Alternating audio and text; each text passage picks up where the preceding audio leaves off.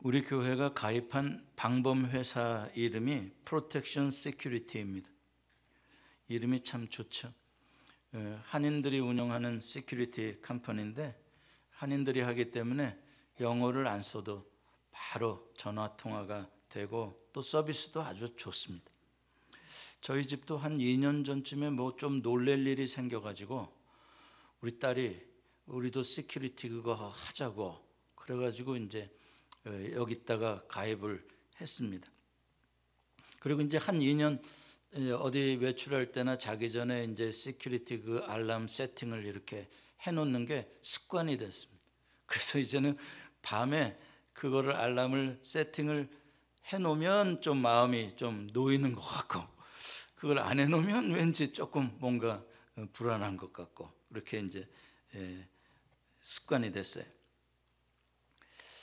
이게 왜 요즘에 이렇게 점점 이 안전에 대한 시큐리티, 세이프티 이런 것들이 이렇게 강조될까?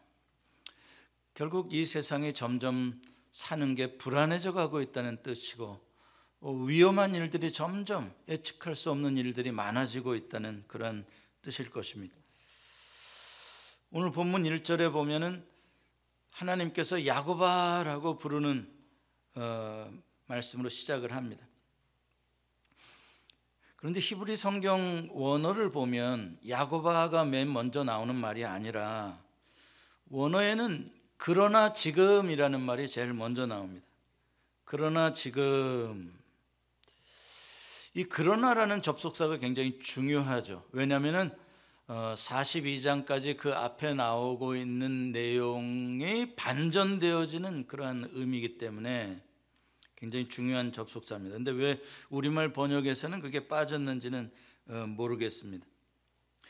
그래서 오늘 본문의 정황을 잘 이해하려면 본문 앞에 나오는 적어도 42장 18절부터 25절 정도의 한 단락 정도는 우리가 봐야 그러나가 왜 나왔는지를 우리가 알게 되는 것이죠. 그 중에 이제 42장 25절에 보면은 이런 말씀이 나옵니다. 같이 한번 읽어볼까요? 시작. 그러므로 여호와께서 맹렬한 진노와 전쟁의 위력을 이스라엘에게 쏟아 부으심에 그 사방에서 불타오르나 깨닫지 못하며 몸이 타나 마음에 두지 아니하는도다. 이게 무슨 뜻이냐? 이스라엘 백성들이 지금 하나님의 진노를 받고 매를 맞는 상황을 말씀하고 있는데 문제는 그렇게 매를 맞았으면 깨달아야 되는데 그걸 깨닫지 못한다는 거예요. 심지어 지금 자기들 몸이 불에 타고 있는데도 그런데도 무감각하게 그걸 인식하지 못한다는 겁니다. 그럼 그들이 얼마나 지금 영적으로 나태해져 있고 그들의 마음이 얼마나 완악한지에 대해서 하나님이 한탄하고 계시는 것입니다. 그것 때문에 결국은 이스라엘과 남왕국 유다가 다 멸망을 당했습니다. 그리고 바벨론의 포로로 끌려가서 아주 불안하고 미래를 예측할 수 없는 절망 가운데에 살아야 했습니다. 그래서 지금 이 43장의 이 야고바라고 부르는 이 말씀은 70년 동안 바벨론의 포로로 끌려가서 불안하게 두려움 가운데에 환난 가운데에 위험 중에 살아가고 있는 그 하나님의 백성들을 향해서 주시는 말씀이라는 것을 우리가 알 수가 있습니다. 그들이 외부의 환경 때문에만 불안한 것이 아닙니다. 더 불안한 이유는 여호와 하나님의 보호를 받지 못한다고 생각하기 때문에 불안한 것입니다. 우리도 마찬가지죠. 사실 우리가 다 감당할 수 있는 일들이라면 환경에서 무슨 위험이 온들 뭐 이렇게 불안하고 두려울 게 뭐가 있습니까? 감당해버리면 되지. 근데 내가 보호받지 못하기 때문에 작은 위험에도 우리는 두려움을 느끼는 것이죠. 근데 왜 유다 사람들이 바벨론으로 포로로 끌려가서 그런 생각을 하게 됐습니까? 자기들을 보호해 주시던 여호와 하나님이 그들을 버리셨다라고 생각을 하는 것입니다. 그러니까 자기네들을 보호해 줄 신이 이제는 없다, 이렇게 생각하니까 더 불안한 것이죠. 자, 그렇게 살아가고 있는 어느 날 이제 오늘 본문의 말씀이 시작이 됩니다. 그러나로 시작이 됩니다. 그러나 그 여호와 하나님께서 야곱의 이름, 이스라엘의 이름을 부르시면서 이렇게 말씀하십니다. 야곱아, 너를 창조하신 여호와께서 지금 말씀하시느니라. 이스라엘아, 너를 지으신 이가 말씀하시느니라. 너는 두려워하지 말라. 내가 너를 구속하였고 내가 너를 지명하여 불렀나니 너는 내 것이라. 지금 하나님께서 맨 앞에 야곱, 이스라엘 두 번을 부르시면서 여호와께서 말씀하시느니라를 강조하고 있어요. 두 번 반복적으로. 그동안 여호와의 말씀을 거의 듣지 못했어요. 이 사람들이 여호와께서 자기네들을 버렸다고 생각했어요. 그런데 여호와께서 그들의 이름을 부르시면서 내가 지금 너희에게 말한다, 내가 지금 말하는 것은 사실이다, 이렇게 확인해 주고 계시는 거예요. 여호와께서 부르신 이름이 두 개인데 야곱과 이스라엘인데 각각 두 동사와 연결시켜서 부르십니다. 야곱은 창조하다라는 동사와 연결하고 이스라엘은 짓다라는 동사와 연결됩니다. 이건 다 여호와 하나님과 이스라엘과의 관계성을 설명하는 말들입니다. 다시 말해서 지금 바벨론에 포로로 끌려가 있는 그 사람들이 누구냐? 여호와 하나님이 창조하신 백성이다. 그들이 누구냐? 여호와 하나님이 지으신 백성이다. 이러한 관계성을 말씀하고 있는 것입니다. 자, 먼저 여호와 하나님이 창조하신 야곱에 대해서 한번 생각해 보십시다. 여호와는 창조하시는 하나님이십니다. 만물을 지으시고 다스리시는 분이십니다. 그런데 야곱이라는 사람은 많은 인간들 중에서 고집이 세기로 아주 대표가는 사람입니다. 고집이 센다는 게 무슨 말입니까? 하나님의 뜻을 무시하고 자기 생각대로 자기가 주인 되어서 살려고 하던 사람이 바로 야곱입니다. 창조주를 무시하는 피조물들의 교만과 어리석음을 말하는 것이죠. 그랬던 야곱이 야복 강가에서 고꾸라지는 일이 생깁니다. 하나님에게 환도뼈를 맞고 항복을 합니다. 그날 밤이 새도록 성경에는 씨름을 했다 이렇게 말하는데, 씨름은 뭐로 합니까? 손으로 상대방을 붙잡고 흔들고 넘어뜨리려고 하는 게 씨름 아닙니까? 여호와 하나님께서 손으로 야곱을 붙잡으시고 야곱을 그 밤새도록 하나님이 땀을 흘리시며 야곱을 빚어가시는 것입니다. 그리고 이제 새날이 동터오를 무렵이 되자 여호와께서 네 이름을 이스라엘이라 하리라, 이름을 하나님이 지어주십니다. 무슨 뜻입니까? 여기서 짓는다라는 단어가 나오는 거예요. 이스라엘, 그 이름을 지어주셨다. 이스라엘아, 너를 지으신 이가 말씀하신다. 짓는다라는 단어가 히브리 말로 야사르입니다. 야사르. 이 야사르라는 단어는 어떤 의미냐면 진흙 같은 어떠한 것들을 손으로 잘 정성껏 빚어서 형체를 만들다라는 의미가 야사르입니다. 그러니까 여러분들은 금방 토기장이가 진흙을 물레 위에 올려놓고 돌리면서 손으로 자기가 원하는 모양의 작품을 만들기 위해 형체를 빚어가는 그 모습이 그대로 야사르라는 것입니다. 하나님께서 야곱이라는 그 흙덩어리를, 그 그냥 지 멋대로 굴러다니던 그 흙덩어리를 하나님이 붙잡으셔서 하나님의 손으로 으깨시고 주무르시고 하나님이 그것을 하나님의 작품으로 다시 만드셨다는 것입니다. 그게 바로 이스라엘이라는 작품입니다.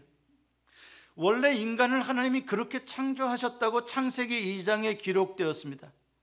하나님이 여호와께서 흙으로 사람을 지으사 그랬잖아요.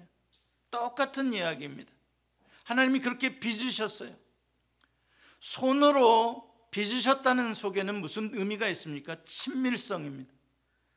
이 야곱은 하나님으로부터 혼자 굴러댕기는 흑덩이라면 이스라엘은 하나님이 정성을 다 쏟고 하나님의 아름다운 숨결이 그 속에 들어가 있고 하나님의 아름다우신 디자인이 그 속에 들어가 있고 그 작품을 향한 하나님의 기대가 거기에 들어가 있는, 하나님이 애착하시는, 그 작품을 보면 하나님의 영광이 보이는, 그렇게 뗄래야 뗄 수 없는 관계에 하나님의 것이 되었다라는 것이 바로 이 손으로 야사를 하셨다, 그 이름이 바로 이스라엘입니다.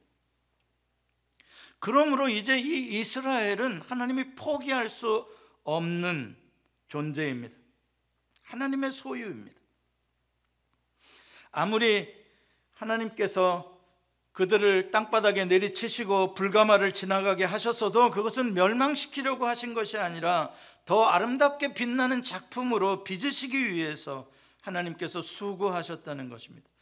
그 하나님이, 뗄래야 뗄 수 없는 관계 속에 있는 그 하나님이 지금 너에게, 작품인 너에게, 불가마 속에 들어가 있는 너에게 이렇게 말씀하시느니라. 너는 두려워하지 말라. 내가 너를 구속하였고 내가 너를 지명하여 불렀나니 너는 내 것이라. 절대로 하나님이 이 이스라엘을 포기할 수 없다는 것이, 끊을 수가 없다는 것입니다. 왜냐하면 이 이스라엘은 하나님께서 값을 치르시고 대신 사신 하나님의 소유물이 되었기 때문입니다. 바로 애굽에서의 이야기입니다.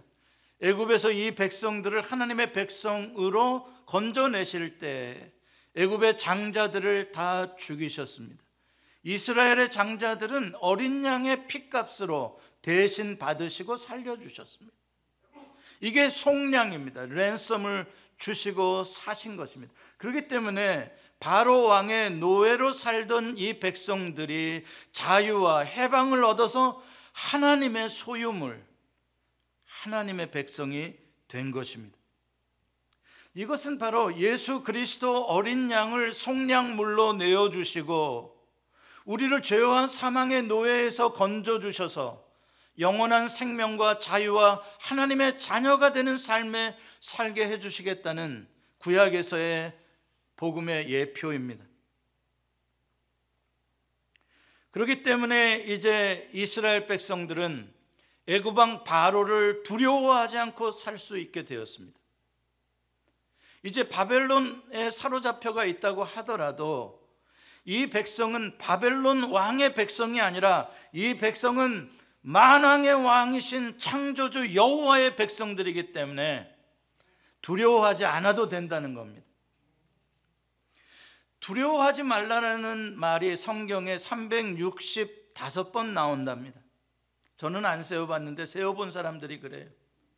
365번, 좀 뭔가 의미가 있는 것 같지 않습니까? 1년이 365일인데 그렇죠?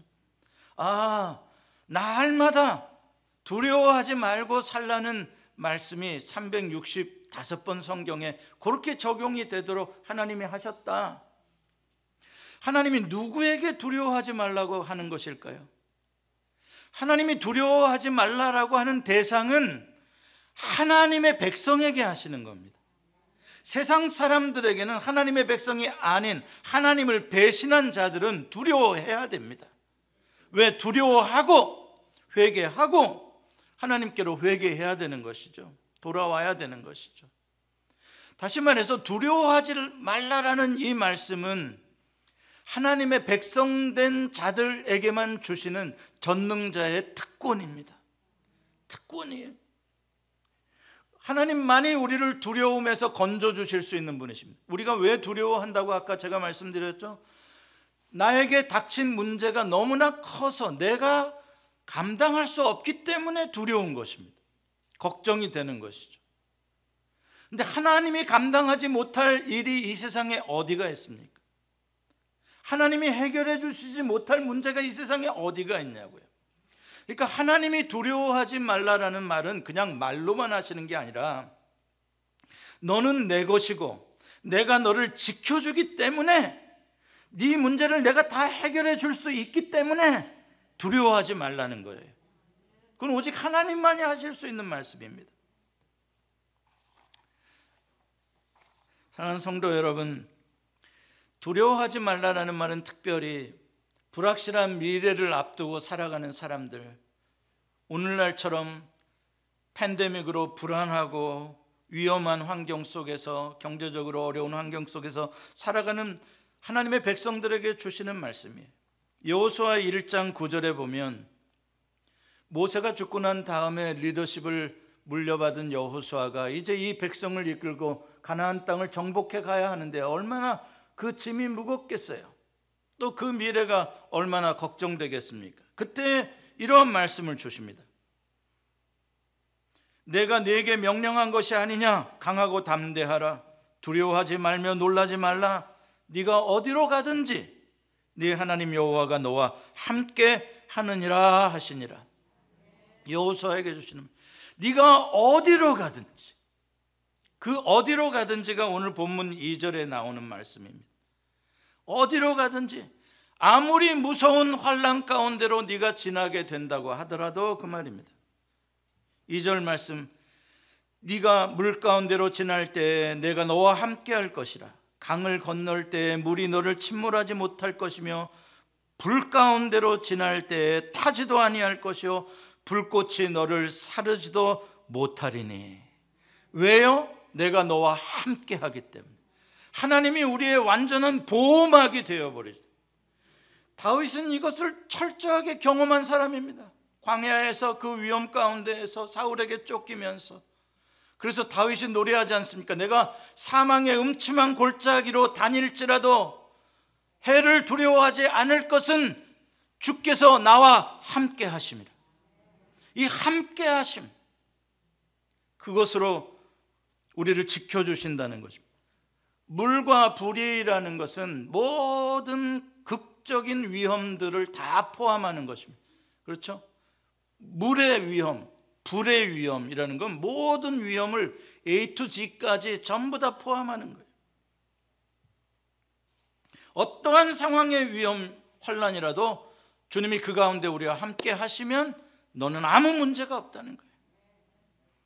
성경에서 물과 불은 특별히 하나님의 심판과 창조의 양면성을 가진 그러한 의미를 띠고 있는 단어들입니다. 창세기 1장 2절에 하나님이 천지를 창조하실 때에 땅이 공허하고 또 혼돈하고 흑암이 깊음 위에 있으며 여호와의 성령이 수면 위를 운행하셨다, 이런 표현이 나옵니다. 거기서 수면이라는 게 물입니다. 물 위에 여호와의 영이 날개를 덮듯이 물을 다스리셨다, 이런 뜻입니다. 여호와의 영은 바람으로도, 루아흐라는 바람으로도 나오는 단어입니다. 다시 말해서 하나님의 창조는 이 물을 다스려 주심으로써 시작이 되는 거죠. 질서가 시작이 됩니다. 물을 나누는 것입니다. 더 이상 물이 땅을 침범하지 못하도록 경계를 정해 주시고, 하늘에서도 궁창으로 경계를 정해 주십니다. 물은 혼돈과 흑암을 상징하는 단어입니다. 그것이 바로 인간의 죄 때문에 다시 터져 나온 게 노아의 홍수입니다. 하늘에서 그 물이 쏟아지고 질서가 깨어지는 것입니다. 땅에 가두어 두었던 물이 다시 터져 나오니까 온 세상이 다시 혼돈으로, 죽음으로 덮여지게 되고 말았습니다. 심판이죠. 물의 심판. 그러나 하나님께서는 다시 바람을 이 땅에 불어주십니다. 왜요? 노아와 그의 가족들을 생각하시사, 여호와 하나님이 노아와 그 방주 속에 있는 가족들을 권념하시사, 기억하시사, 하나님이 바람을 보내셔서 창세기 2장에 나왔던 그 루아흐를 보내셔서 모든 물을 다 물러가게 하시고 다시 새로운 세계를 창조해 주시고 노아와 그 가족들에게 그 세계의 주인공이 되게 해주셨어요. 그래서 심판의 물은 곧 노아와 그의 가족들에게는 새 시대의 창조의 물이 되었던 것을 우리는 기억합니다. 출애굽 사건도 똑같습니다. 하나님의 백성이 마지막 홍해를 건널 때를 보십시오. 그 홍해의 깊음과 흑암과 좌절과 절망의 물을 하나님이 동풍을 불게 하셔서 똑같은 루아흐 바람을 불게 하셔서 벽으로 가르시고 홍해를 가르시고 그 백성들을 많은 땅처럼 지나가게 하신 다음에 그 뒤에 이 애굽의 군대가 들어오니까 다시 그 홍해물을 덮으셔서 혼돈으로 그 완악한 애굽의 모든 군사들을 다 심판해 버리셨습니다. 그러므로 이 물은 구원받는 자들에게 침몰의 물이 아니라 출생의 물이라는 것을 알아야 합니다. 생명의 물이에요. 노아의 홍수 이후로 여호와께서는 다시는 물로 세상을 심판하지 않을 것을 약속하시며 무지개를 보여주셨어요. 그 후로 하나님께서는 불로 세상을 심판하시는 일들을 자주 하십니다. 특별히 종말에는 많은 이런저런 형태의 불들이 터쳐나오고 땅에 쏟아집니다. 소돔과 고모라가 유황불로 멸망을 당했고 이 땅의 환락가들이 유황불로 멸망을 당했습니다. 예루살렘 성도 불탔습니다. 그러나 예루살렘 성이 불탄 것은 이것은 멸망을 위해서 사라진 게 아니라 이것은 하나님께서 다시 예루살렘 성을 그 범죄한 성 끝까지 야곱으로 살려고 고집피던 그 성을 하나님이 씨름하시고 그 성을 깨뜨리시고 다시 빚어서 새 이스라엘로 만드시려고 새 예루살렘으로 만드시려고 하나님이 그 옛 성 예루살렘을 멸망시키신 것입니다. 왜냐하면 도가니 속의 모든 불순물이 제거될 때에 순금으로 빛날 수 있기 때문입니다. 우리는 종말에 불같은 시험을 당할 것이고 불같은 재앙들이 우리에게 올 것입니다. 아니, 이미 우리는 그러한 재앙들을 통과하고 있는지 모르겠습니다. 그러나 우리는 이 모든 것들을 하나님과 함께 하나님이 우리를 안전하게 완전하게 지켜주시면서 우리는 깨끗하고 새로운 생명으로 이것들을 다 통과하게 될 것입니다. 사드락과 메삭과 아벳느고라는 다니엘의 세 친구가 있었습니다. 큰 금신상에게 절하지 않았다고 느부갓네살 왕이 그들이 극렬히 타는 불못불 속에 그들을 집어넣었습니다. 들어가는 순간에 그들은 이미 타서 없어져야 맞습니다. 그런데 그들을 불 속에 집어넣었는데 3명을 넣었는데 그 불꽃 가운데 들여다보니까 4명이 있는 거예요. 저 한 사람은 누구냐? 하나님의 아들 같은 저 사람은 누구냐? 누구긴 누구예요? 하나님이 그 속에서 그들과 함께 해주시는 거죠. 그리고선 불을 꺼서 나와 보니까 머리털 하나 상하지 아니하고 그을은 냄새조차 없었다. 하나님의 영광을 드러내시는 것입니다. 다니엘도 끝까지 여호와를 향하여 하루에 3번 예루살렘을 향하여 기도하다가 결국 사자굴에 던져집니다. 사자굴에 던져졌지만 다니엘 혼자 던져진 것이 아니라 그곳에 여호와께서 함께 하시니까 여호와께서 그 사자들의 입을 막아버리시는 겁니다. 그렇습니다. 멸망을 당할 하나님을 믿지 않는 세상 사람들에게 물과 불은 무서운 것이요 두려운 것이요, 하나님께서 택하신 하나님의 자녀들에게는 오히려 물과 불을 통하여 우리는 더 아름다워지고 우리는 더 생명력이 넘치는 새 시대의 주인공으로 탄생하는 것입니다. 어떻게 그렇게 자신할 수 있습니까? 어떻게 우리에게 온 환난이 축복이라고 그렇게 말할 수 있나요? 3절 상반절 말씀을 같이 한번 읽어봅시다. 시작. 대저 나는 여호와 내 하나님이요 이스라엘의 거룩한 이요 내 구원자임이라. 4절 상반절도 한번 읽으세요. 시작. 네가 내 눈에 보배롭고 존귀하며 내가 너를 사랑하였은즉. 우리가 어떤 존재라고요? 하나님이 보시기에 보배롭고 존귀하고 사랑스러운 존재인 거예요. 그러니까 하나님이 우리를 내버려 두시질 않는 거예요. 하나님이 나의 구원자가 되시는 거예요. 오늘 우리가 시편 121편 교독한 대로 하나님은 나의 가디언이, 하나님은 나를 지키시는 분이시오. 하나님이 나의 바디가드라 이 말이에요. 그렇기 때문에 어떠한 환난에서도 우리를 지키시고 오히려 환난을 통하여 우리에게 새로운 인생의 기회가 온다 이 말입니다. 왜냐하면 하나님과 우리는 특별한 관계에 있기 때문입니다. 하나님은 우리의 주인이시요 나의 아버지시요 나의 창조주시기 때문에 그렇습니다. 이게 바로 성경이 우리에게 주시는 복음입니다. 굿뉴스예요.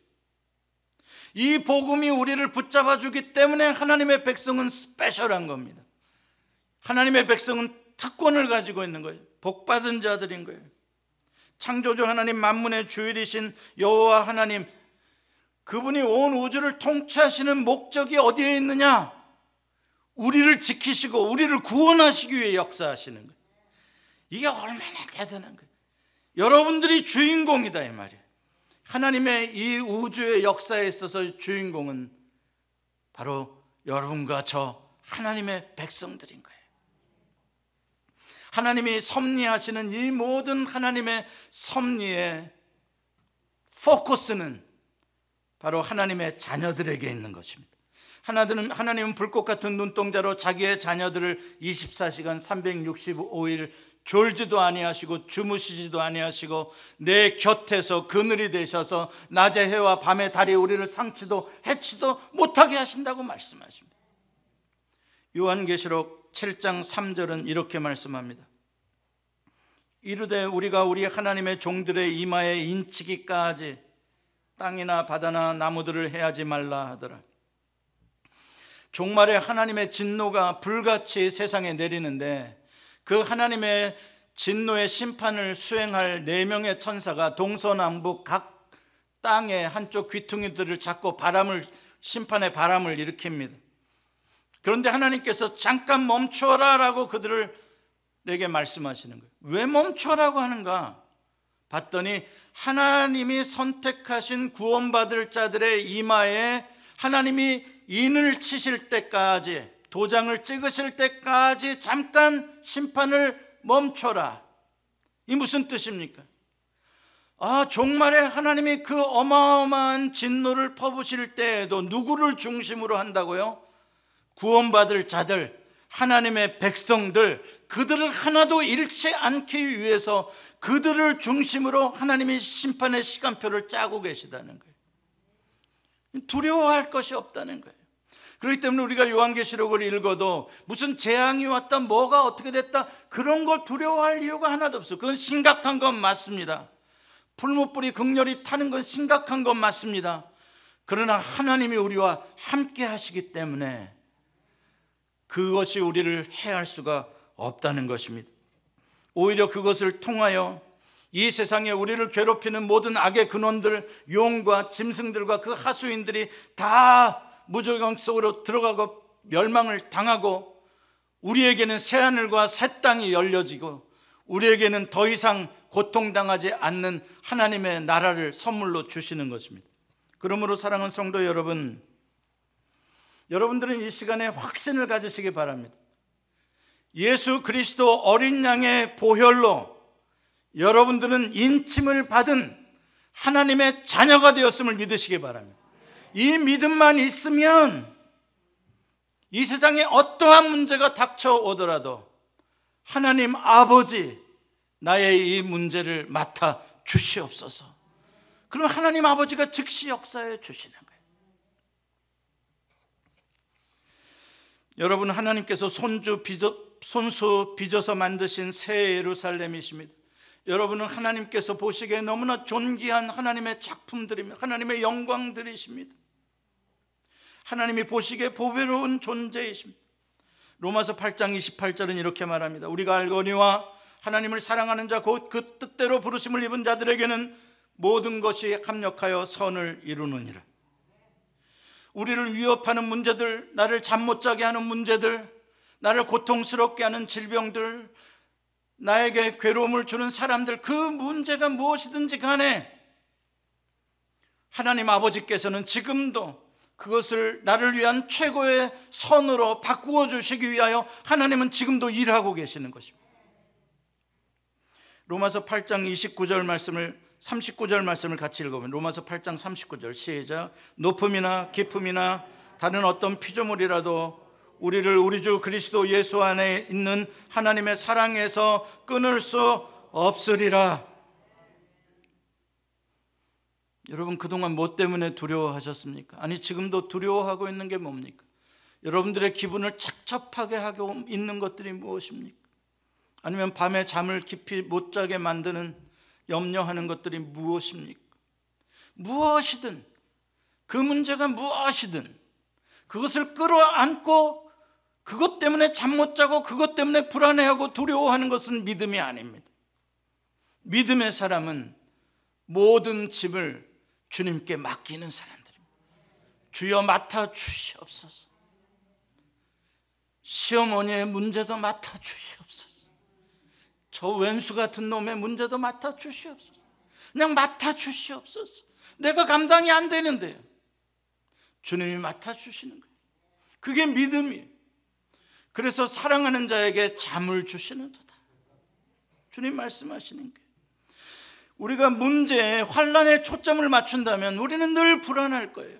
맨날 팬데믹만 하고 살면 왜 불안하지 않겠습니까? 경제가 어려워, 정치가 어려워, 지진이 나고 있어, 화산이 터지고 있어. 맨날 그걸 보면 누가 편안할 사람이 세상에 어디 있습니까? 그러나 그런 것들 아니라, 그런 것들이 뭐가 있더라도, 산이 무너지고 하늘이 무너지더라도 여호와 하나님이 나와 함께 계시다고, 여호와 하나님을 바라보면, 그러면 그 사람에게 샬롬이 임하는 것입니다. 그게 믿음이요 하나님의 나라인 줄 믿습니다. 여러분은 스페셜한 분들입니다. 하나님이 여러분을 보호해 주십니다. 그것도 부분적으로 보호해 주시는 게 아니라 완전히 보호하십니다. 완벽하게 퍼펙트한 프로텍션, 시큐리티는 오직 여호와 하나님 한 분이신 것을 믿습니다. 기도하시겠습니다.